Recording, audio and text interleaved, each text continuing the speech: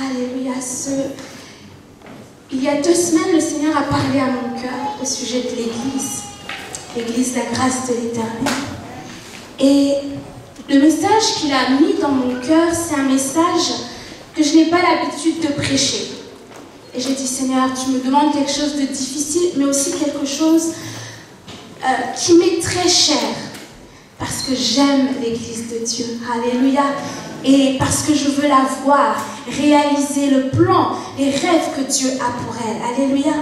J'en ai parlé à mon mari, on a prié, il m'a encouragé, il m'a fortifié. C'était vraiment difficile, une lutte dans mes pensées, mais le Seigneur est victorieux. Alléluia. Et ce matin, le message que j'apporte est un message important qui a bouleversé ma vie, ma manière de penser, qui ce matin, alléluia, va bouleverser la tienne. Qui ce matin va rétablir les priorités de Dieu dans ta vie. Alléluia. En tant qu'Église de Jésus-Christ, nous avons une mission urgente. Dis à ton voisin une mission urgente. Qui est d'atteindre les non-croyants par le message de l'Évangile. Cet Évangile, cette mission, nous la connaissons. Et on répète cela comme un slogan. Allez, faites de toutes les nations des disciples. Les baptisant au nom du Père, du Fils et du Saint-Esprit. Enseignez-les. Et dites-leur tout ce que je vous ai prescrit. Mais ce n'est pas un slogan. C'est l'ordre de mission que Jésus a laissé pour son Église. Alléluia. Et pour accomplir cette mission, il nous faut avoir une vision claire. Une vision claire. Et ce matin, le titre du message, c'est « Redécouvrir ma vision pour accomplir ma mission ». Alléluia. Redécouvrir ma vision pour accomplir ma mission. Pour accomplir cette mission que le Seigneur nous a laissée, il faut avoir une vision claire. Et cette vision nous aidera à atteindre cet objectif. Et ce que j'entends par le mot vision, c'est une image, un rêve réalisable, reçu par révélation et qui s'appuie sur la parole de Dieu. Le mot vision vient du mot hébreu chazon. Alléluia. Est-ce qu'on peut du mot chazon, qui signifie rêve, révélation, possibilité prophétique ou vision. Et cette vision, elle pointe vers un objectif, vers une destination. Elle nous donne du sens, une raison d'être.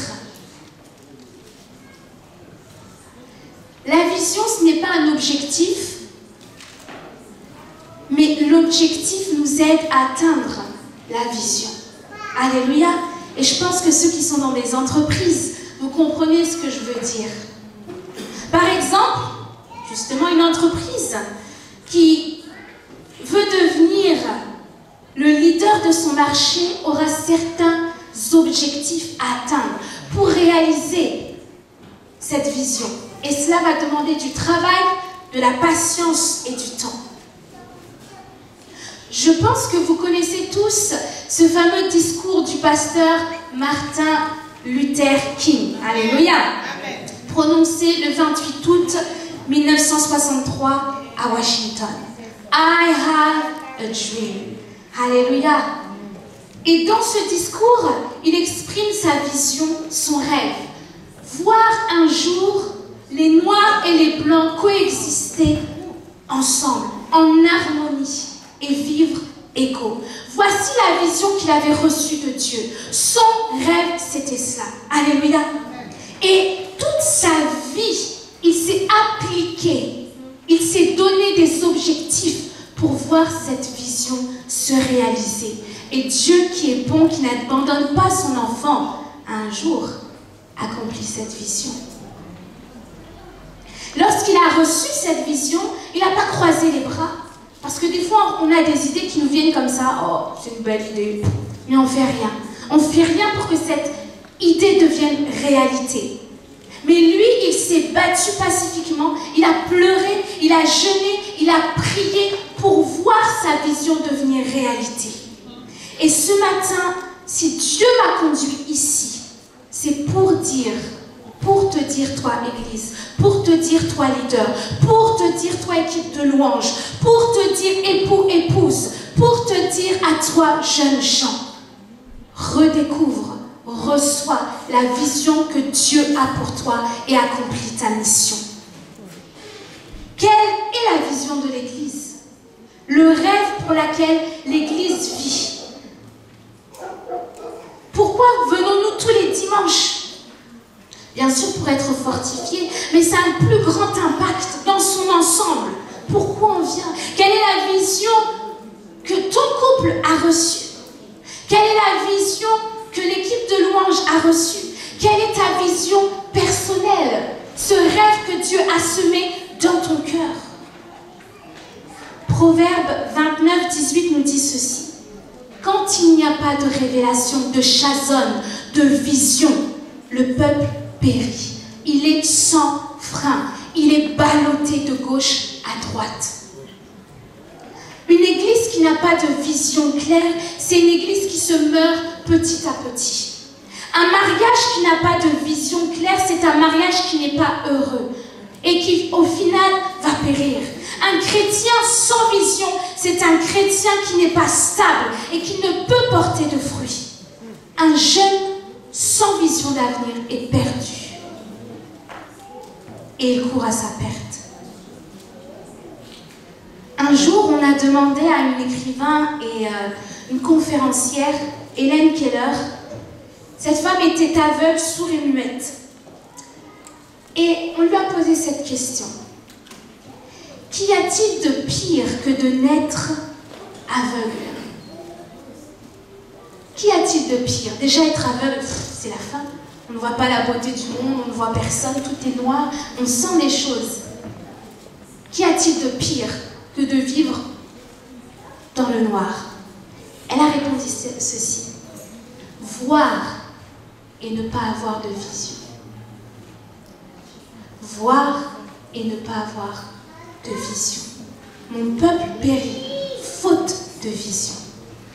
Le seul moyen de redonner vie, passion, détermination à une église qui stagne, qui ne porte pas de fruits, c'est de redéfinir sa vision, communiquer à nouveau la raison d'être de cette église, reconquérir le but initial de l'église, reçu bien sûr par révélation, s'appuyant sur la parole de Dieu.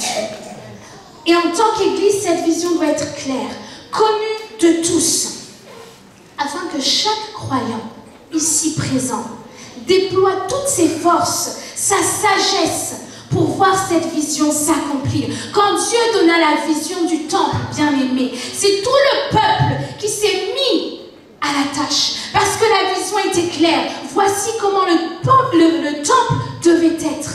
Une vision claire pousse une personne à agir. Alléluia. Amen.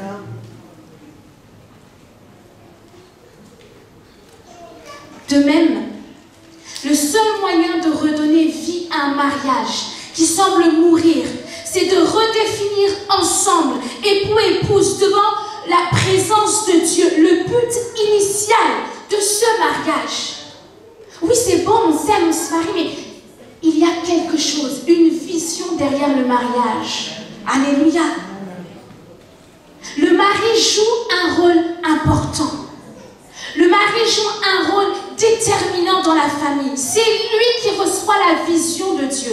Alléluia. Étant chef de famille, c'est lui qui va recevoir la direction que Dieu a pour sa famille. Et si jusqu'à présent, il n'y a pas eu de vision pour ton mariage, il n'est pas trop tard. Demande à Dieu et il te révélera sa volonté. Alléluia. De même, le seul remède pour un chrétien qui stagne, qui vient dimanche après dimanche et qui ne porte pas de fruits. Tu viens à l'église mais tu sens tout est pareil. Oh, tout est pareil, je viens parce que je dois venir. Le pasteur va m'appeler. Pourquoi tu n'es pas venu à l'église? Tu nous as manqué. Ta chaise était vide. Où étais-tu?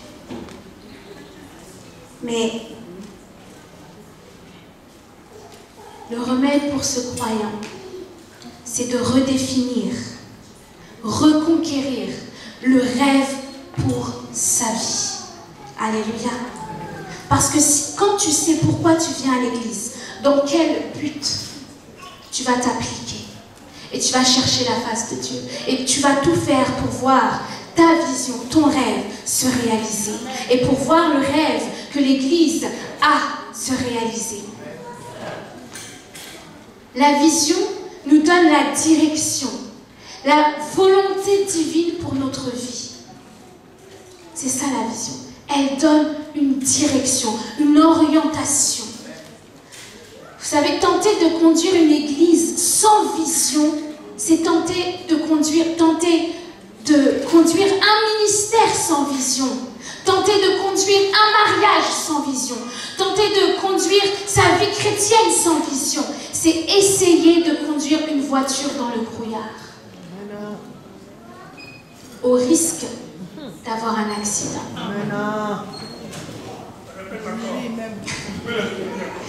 Tenter de conduire une église sans vision claire. Tenter de conduire un ministère, la louange, l'écoutime. Tenter de conduire un mariage sans vision. Tenter de conduire sa propre vie sans vision. C'est essayer de conduire une voiture dans le brouillard. Gloire. Et l'accident peut être grave parfois. La vision donne une direction, un but à atteindre.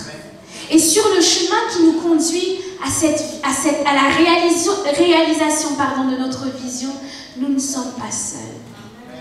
Nous avons des frères et des sœurs. Mais bien plus que ça, nous avons le meilleur des GPS, que j'appelle le Saint-Esprit. Alléluia. Alléluia.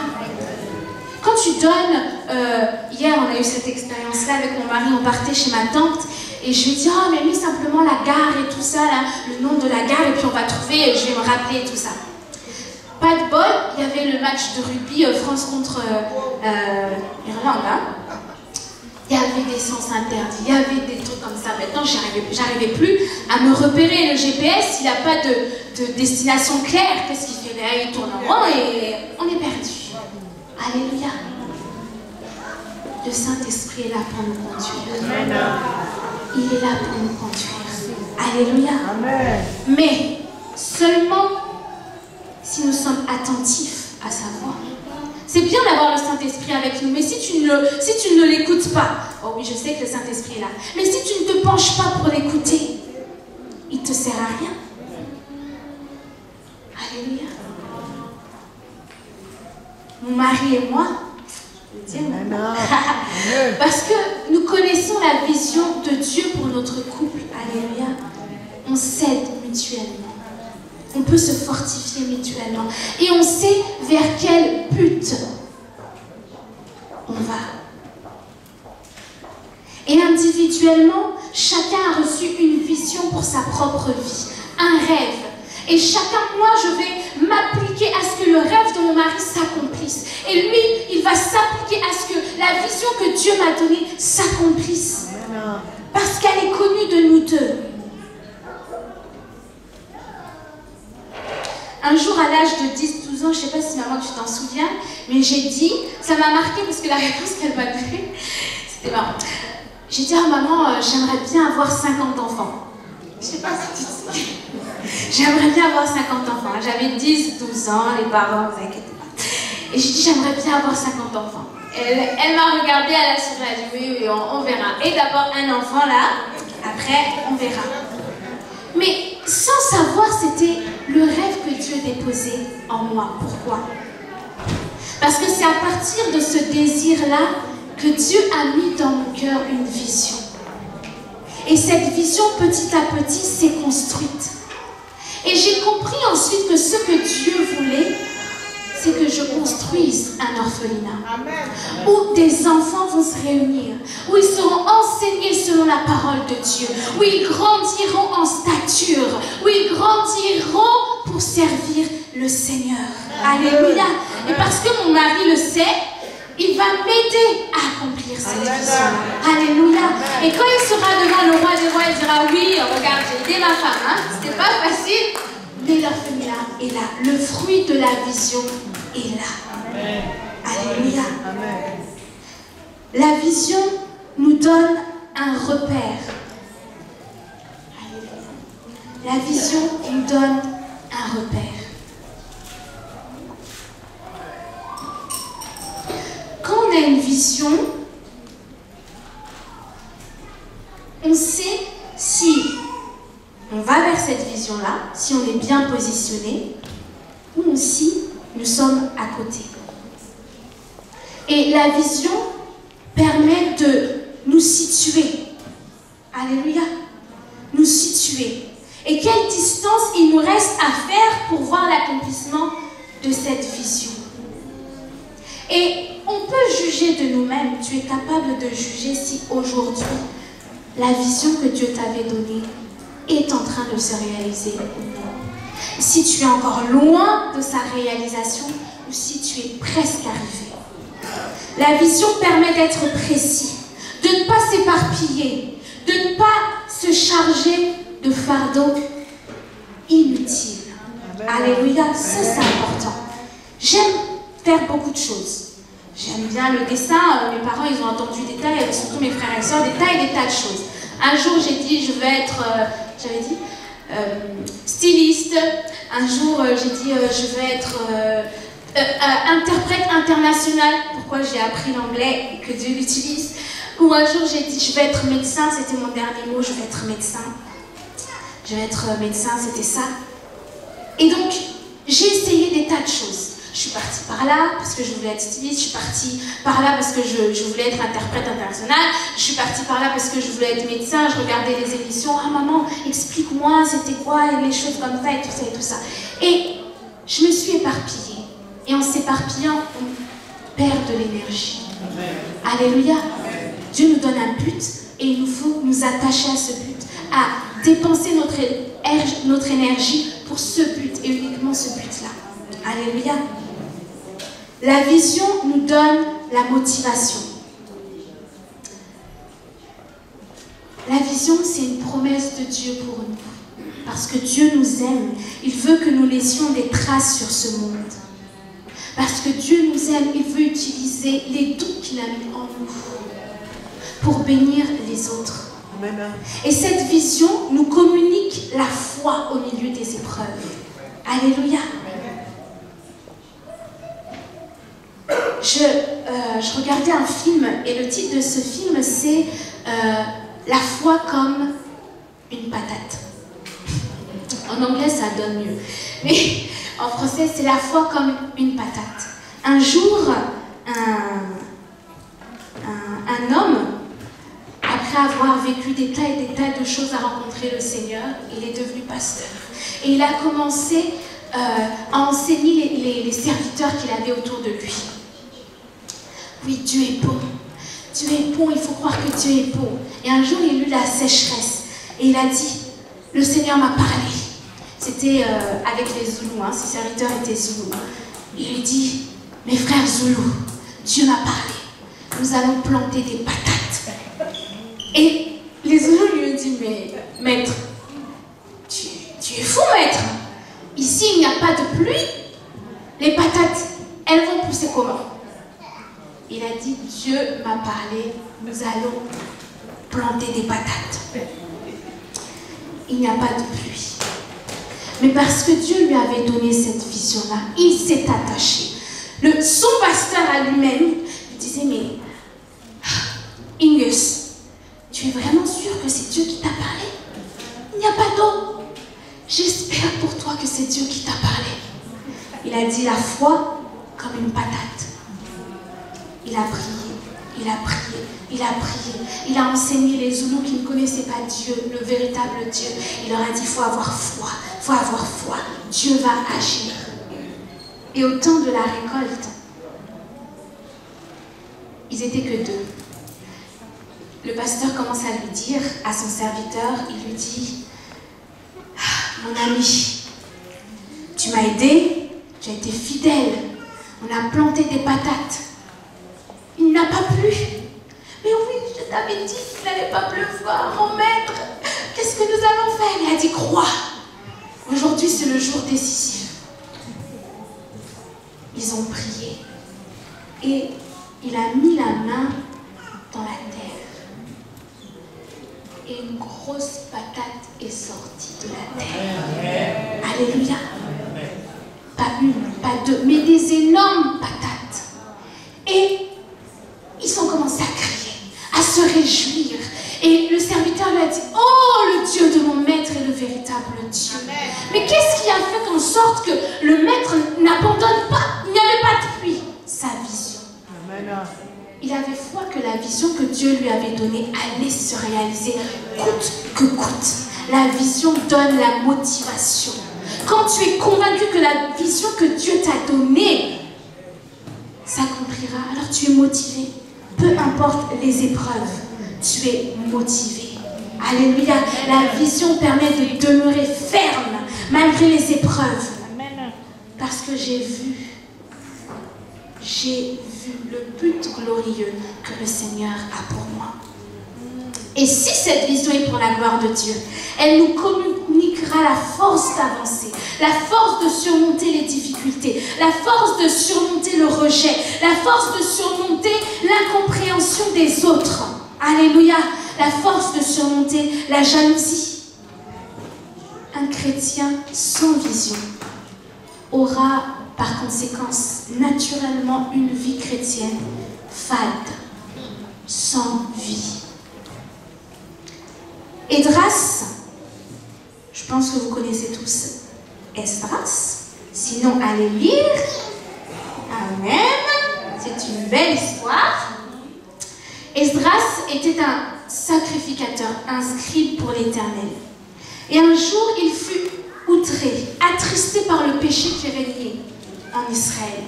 Dieu qui avait formellement interdit aux hommes de se marier avec des femmes étrangères. Alléluia. Ce peuple n'a pas écouté. Et Esdras, bouleversé, déchira ses habits. Esdras était dans un autre pays et il va voir Israël et dit, mon peuple, le peuple de Dieu, qu'est-ce que vous faites? Qu'est-ce que vous faites? Dieu interdit cela. Qu'est-ce que vous faites? Et Esdras se mit à prier devant tout le peuple. Et Esdras, par sa prière, a rétabli la vision de la sainteté aux yeux du peuple. Amen. Et le peuple, parce qu'ils ont vu cette vision claire, est revenu vers le Seigneur. Une vision claire motive le peuple, Amen. Motive nos vies. Amen. Alléluia. Quelques exemples de personnes qui ont reçu une vision de Dieu. On a Moïse, Néhémie, l'apôtre Paul. Premièrement, Moïse, à 80 ans, il reçoit une vision pour sa vie. Exode 3.10. Exode 3.10. Maintenant, va, je t'enverrai auprès de Pharaon, et tu feras sortir d'Égypte mon peuple, les enfants d'Israël. Et c'est avec cette vision que Moïse est reparti. Après des années d'errance dans le désert. Mais ayant reçu la vision de Dieu pour sa vie, il s'est allé en Égypte. Néhémie qui était échanson du roi, à l'écoute encore de ce qui se passait à Jérusalem, Dieu lui donne une vision, à savoir les murailles de Jérusalem reconstruites. Néhémie 1, de versets 1 à 11, accueillir la vision. Néhémie 2, 1 à 8, définir la vision. Néhémie 2, 9 à 20, communiquer la vision.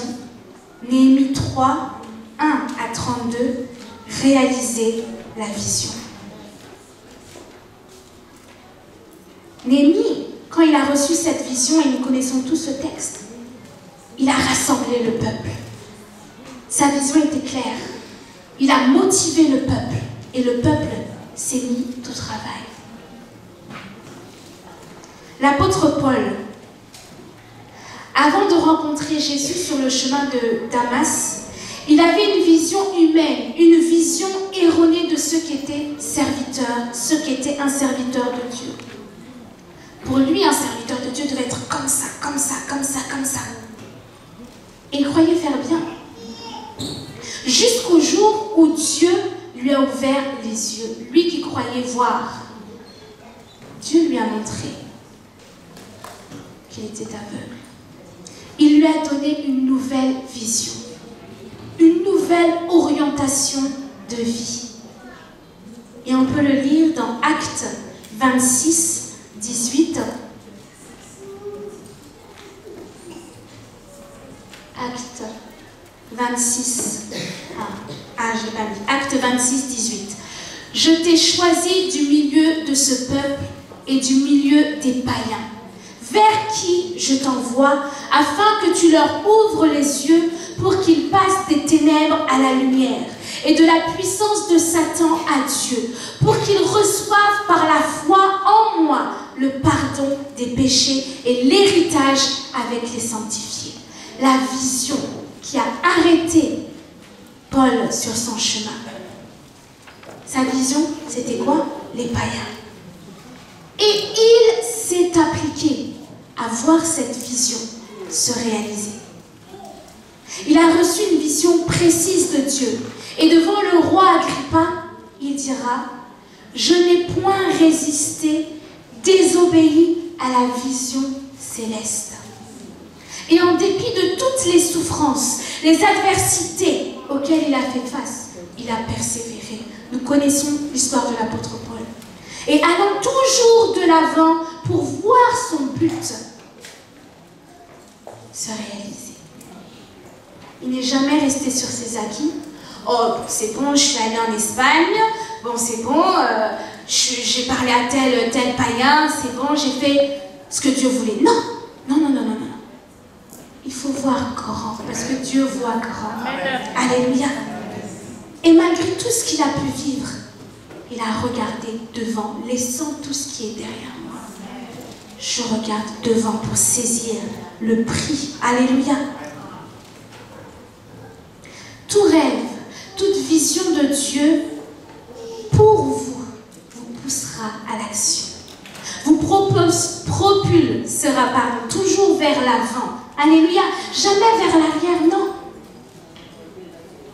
Le rêve de plusieurs familles en Chine, c'est quoi? Voir leurs enfants devenir champions de gymnastique, de sport. Et dès leur plus jeune âge, on les entraîne des heures et des heures, des enfants qui n'ont même pas encore fini de grandir. Pourquoi? Parce qu'ils ont une vision. Notre enfant champion. Et ils vont s'attacher à cette vision et ils vont construire la vie de l'enfant autour de cette vision.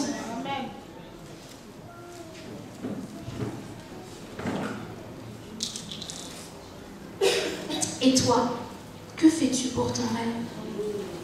Que fais-tu pour voir la vision que Dieu t'a donnée se réaliser? Que fais-tu pour voir ce rêve que Dieu t'a confié s'accomplir? Où sont les fruits qu'ont produit cette vision? Alléluia. Alléluia. Les visions que Dieu donne ne sont jamais égoïstes. Alléluia. Amen. Jamais. Jamais centrées sur nous-mêmes. Toujours tournées vers l'extérieur, vers les gens, dans le but de changer, de toucher des vies. Quand Dieu a commencé à semer cette vision que je serais prédicatrice, un jour j'avais 13, 14 ans, quelque chose comme ça. Et dans le secret de ma chambre, quand ma soeur n'était pas là, je prenais ma Bible, je me mettais devant le miroir et je prêchais. Je prêchais en français, je prêchais en anglais, j'essayais un petit peu en lingala. Bon, je revenais en français vite fait, mais j'étais là, je m'exerçais parce que le rêve était en moi. Alléluia, je me mettais à l'action. J'enregistrais les messages. Je faisais semblant, je m'imaginais dans un studio en train d'être interviewée. Oui, que pensez-vous de l'évangile?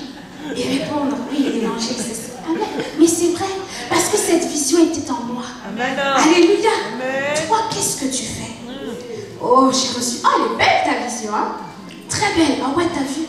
Mais qu'est-ce que tu fais pour la voir s'accomplir? Qu'est-ce que tu fais? Et ce rêve de Dieu qui m'avait poussé à l'action à l'âge de 18 ans devint encore plus clair. J'étais chez mon frère et à Fred, c'était le jour de mon anniversaire. Et je priais, et je dis, Seigneur, qu'est-ce que tu veux? Et il m'a dit, tu ne vas pas servir ce monde, mais tu vas me servir. J'ai dit, mais Seigneur, je vais être médecin, tu ne comprends pas? Je vais être médecin, on attend que je sois médecin et tout. Voilà, même en étant médecin, je pourrais prêcher, je pourrais parler aux gens. Non, tu vas me servir. Et dès que le Seigneur m'a dit ça, j'ai commencé à fouiller, il m'a poussé à l'action. Quelle école aller, écouter des prédications encore plus et lire des livres. Parce que la vision était là. Elle m'a poussé à l'action. Et aujourd'hui, gloire au Seigneur, je vois ma vision se réaliser. Amen. Alléluia. Alléluia. C'est pas simplement pour moi. C'est pas simplement pour moi, pour le pasteur Gilbert, mais c'est pour toi. C'est pour chacun d'entre nous. Mais cela a un prix. Une vision ébranlée, des obstacles à surmonter. Néhémie avait reçu la vision. Encouragé, il a motivé le peuple. Mais un jour, il a dû faire face à l'opposition, à la résistance. Vous connaissez tous Sanballat. Ah oui, pasteur Mauvais-Joie avait prêché sur ce passage-là. Il a fait face à l'opposition, au découragement. Tu ne vas pas y arriver. Ton Dieu là, tu ne vas pas y arriver. Mais parce qu'il croyait en cette vision, il est resté ferme. Il a combattu. Il n'a pas abandonné. Paul, pareil. 2 Corinthiens 11, 23, 28. Je pense que si on était à la place de Paul, on aurait sans doute... oh Seigneur, c'est trop dur là. J'arriverai pas. Mais voici ce qu'il a dit. Je parle en homme qui extravage. Je le suis plus encore par les travaux, bien plus par les coups, bien plus par les emprisonnements, bien plus. Souvent en danger de mort, 5 fois j'ai reçu des Juifs. 40 coups moins 1. C'était grave ça. C'était grave au temps d'Israël. 3 fois j'ai été battu de verge. 1 fois j'ai été lapidé. 3 fois j'ai fait naufrage. J'ai passé 1 jour et 1 nuit dans l'abîme. Fréquemment en voyage, j'ai été en péril sur les fleuves, en péril de la part des brigands, en péril de la part de ceux de ma nation, en péril de la part des païens, en péril dans les villes, en péril dans les déserts, en péril sur la mer, en péril parmi les faux frères. J'ai été dans le travail et dans la peine, exposé au froid et à la nudité. Et sans parler d'autre chose, je suis assiégée chaque jour par les soucis que me donnent toutes les églises. Je ne sais pas si j'étais à la place de Paul, si j'aurais continué avec tout ça, tout ce qu'il a vécu. Mais il avait devant lui la vision de Dieu. Les païens doivent connaître Christ. Les païens doivent connaître que Jésus est mort pour eux. Cette vision l'a tenu.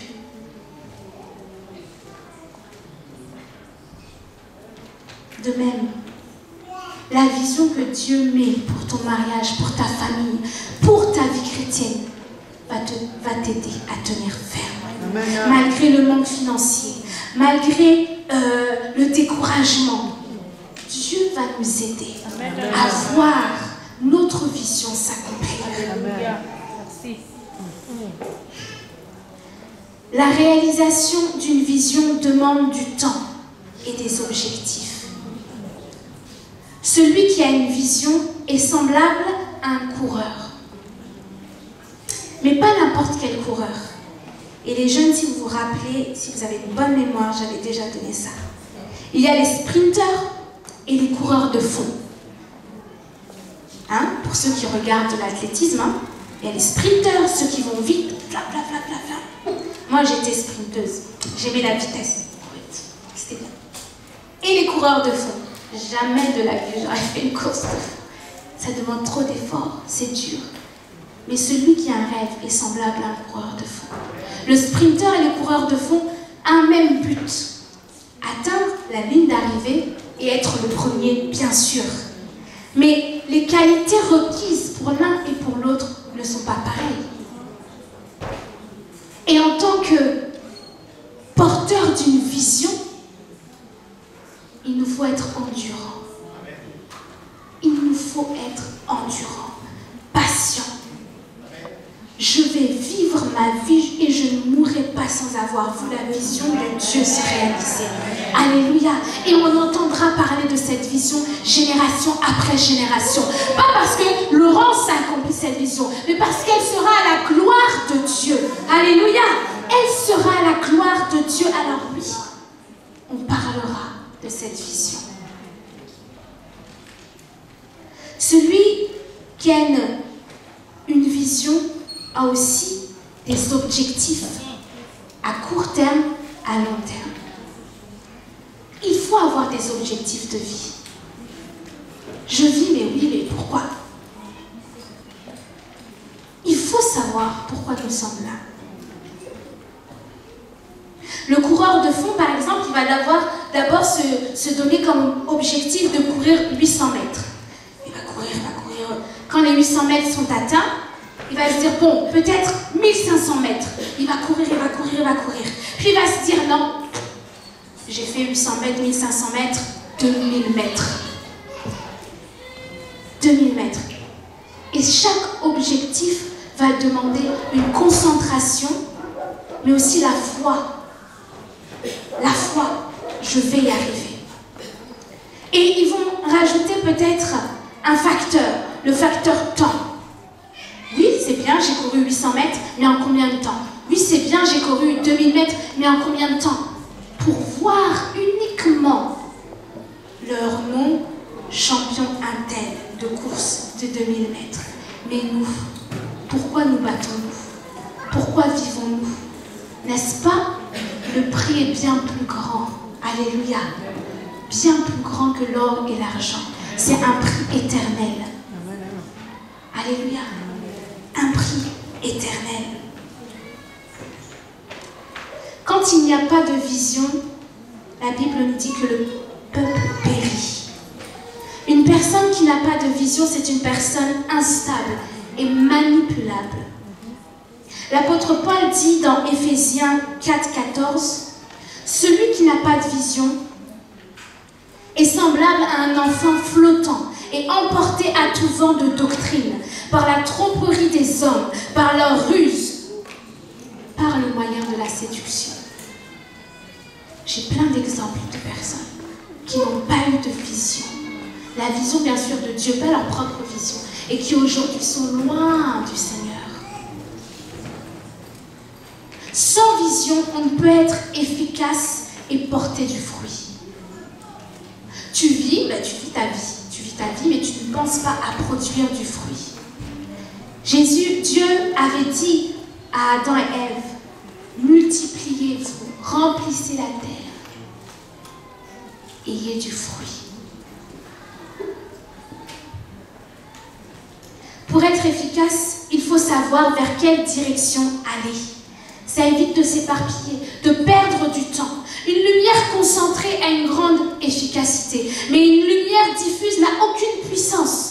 Aucune puissance. Une vie concentrée, une église concentrée sur sa vision aura un impact beaucoup plus grand que si elle ne l'était pas. On trouve dans l'histoire biblique de nombreux exemples de personnes qui un jour ont laissé tomber leur vision, se sont écartés de la vision de Dieu et qui ont eu à subir les conséquences. Tout acte a une conséquence. On a l'exemple de David. David, c'était l'homme selon le cœur de Dieu. Mais lorsqu'il a perdu sa vision, il ne peut vaincre sa propre convoitise. Lorsque Samson fixait sa vision, il a pu remporter de nombreuses batailles. Mais lorsqu'il l'a perdu de vue, il ne put gagner contre Dalila.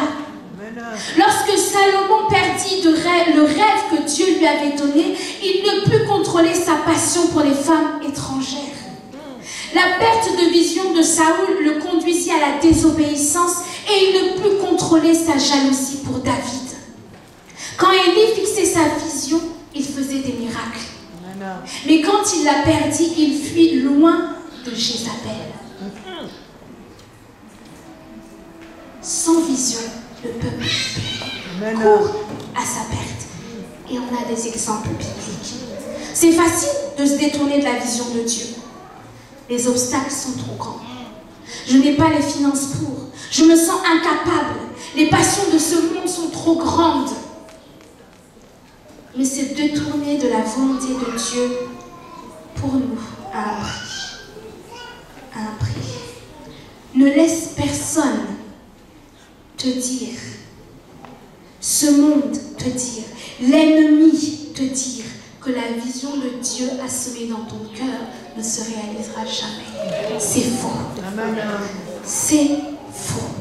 Ne laisse jamais personne te dire, ta vision, tu as une trop grande vision. La vision de l'église, la grâce de Dieu, elle est trop grande. Et puis depuis le temps qu'ils disent, ah oui, l'évangile, dans Creil, l'évangile dans la Picardie, l'évangile dans la... Aujourd'hui, ils en sont où?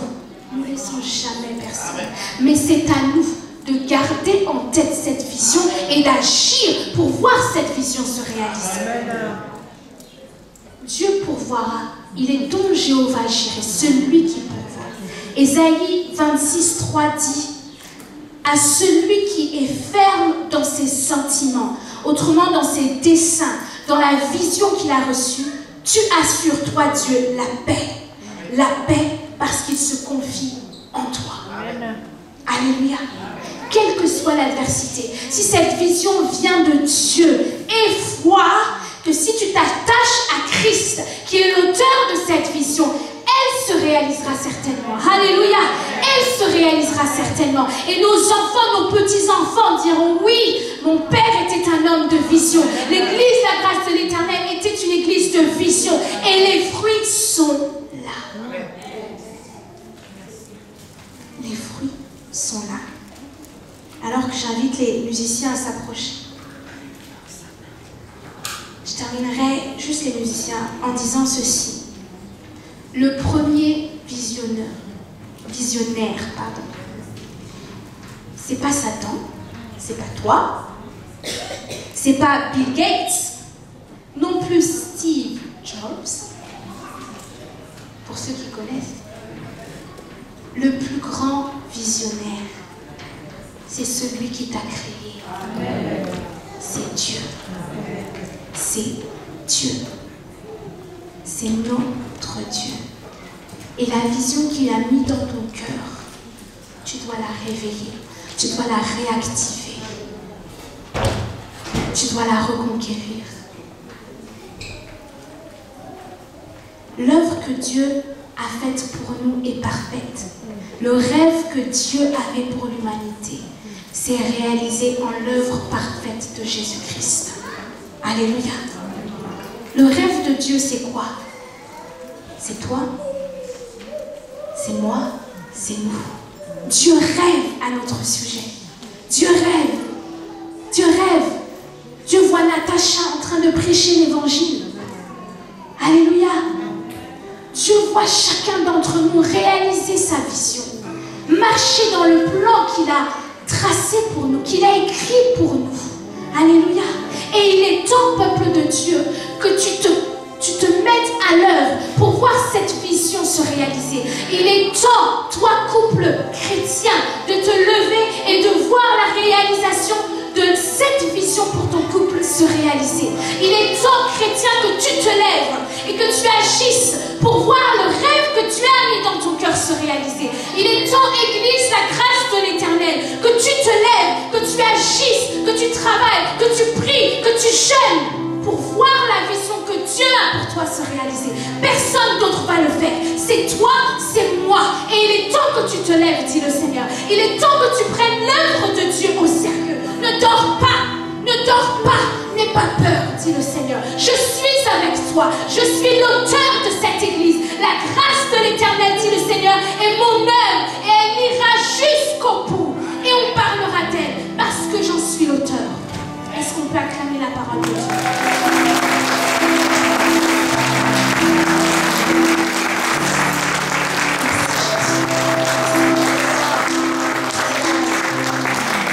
Que fais-tu quand tu es chez toi? Que fais-tu?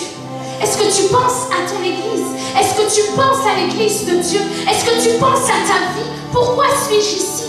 Est-ce que je marche dans le plan de Dieu? Quelle est ma vision? Quel est le but de mon existence? Le Seigneur te parle ce matin. Produis les fruits. Produis les fruits. Je veux voir les fruits que j'ai mis en toi. Le Seigneur a donné une vision à chacun d'entre nous. À nous d'aller le voir. L'auteur du rêve, l'auteur de la vision. Il nous la donnera. Et il nous la communiquera. Le rêve de Dieu, c'est notre salut, oui. Mais bien plus encore, que nous soyons ses représentants sur la terre, des dispensateurs de la grâce si grande, si diverse de notre Dieu. Le Seigneur a pour toi un rêve si grand que s'il te disait entièrement, tu ne pourras pas croire. Mais il te dit, lève-toi. Le temps est venu, lève-toi.